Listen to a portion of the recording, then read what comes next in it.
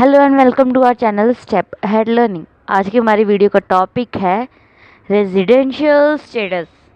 ठीक है, तो आज हम इंडिविजुअल्स के रेजिडेंस स्टेटस के बारे में जानेंगे। तो हम सबसे पहले अपने कॉलम को 3 पार्ट्स में डिवाइड कर लेते हैं। फर्स्ट पार्ट होगा हमारा ordinary resident, second non ordinary resident होगा but not ordinary, and third वो रेजिडेंट ही नहीं होगा। तो सबसे पहले हम बात करेंगे इंडिविजुअल की। Individual, he was in India for a period और periods totalling in all 182 days. हाँ, फर्स्ट पॉइंट में है कि इंडिविजुअल के केस में है कि हमें 2 टेस्ट दिए होंगे कि इन दोनों में से कोई भी एक हमें होना चाहिए हमारा क्लियर, तब हम क्या कहते हैं ऑर्डिनरी हम रेजिडेंट कहलाएंगे। ठीक है, तो देखो रेजिडेंट कैसे कहलाते हैं कि 182 डेज रहे या तो हम इंडिया में प्रीवियस ईयर में, मतलब ये 1920 चल रहा है तो 1819 में।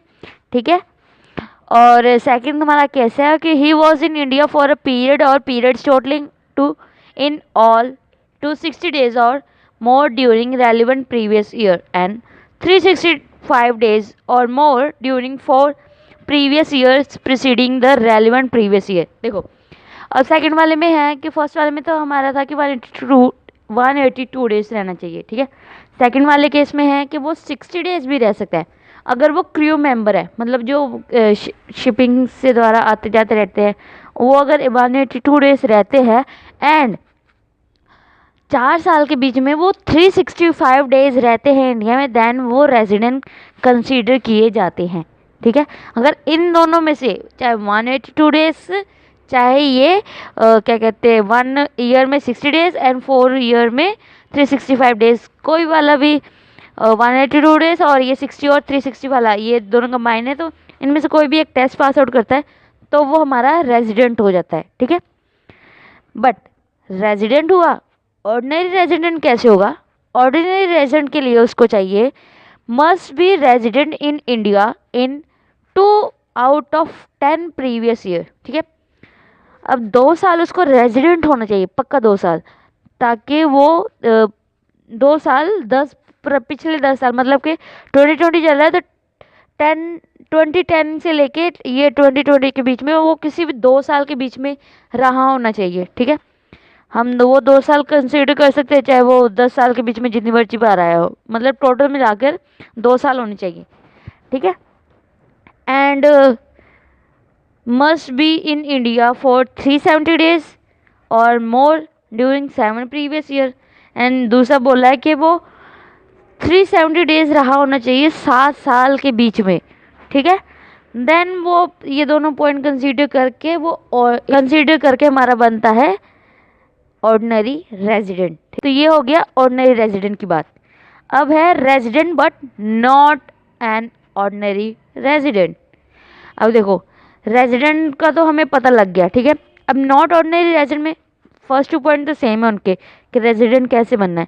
अब नॉट ऑर्डिनरी रेजिडेंट में क्या था, he was not resident in 7 और 10 previous year out of 10 previous year. वो अगर 10 साल के बीच में 9 साल तक आया ही नहीं तो वो हमारा नॉन ऑर्डिनरी रेजिडेंट काउंट किया जाएगा।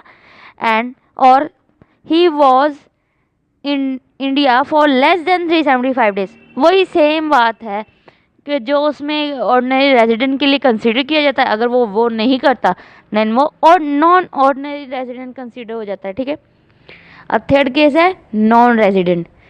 He fails to fulfill both the test of section 6 subsection 1।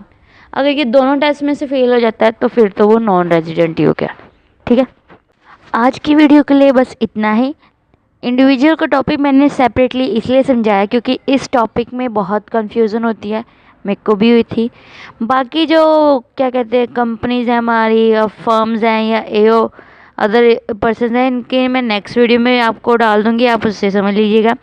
ये वाली वीडियो इंडिविजुअल वाली ध्यान से समझिए। ठीक है, और अगर आपको मेरी वीडियो अच्छी लगी तो लाइक कर दीजिए, मेरे चैनल को सब्सक्राइब कर दीजिए, बेल आइकन को प्रेस कर दीजिए ताकि मैं और अच्छी अच्छी वीडियोस आपके नॉलेज के लिए लाती रहूँ। Thank you.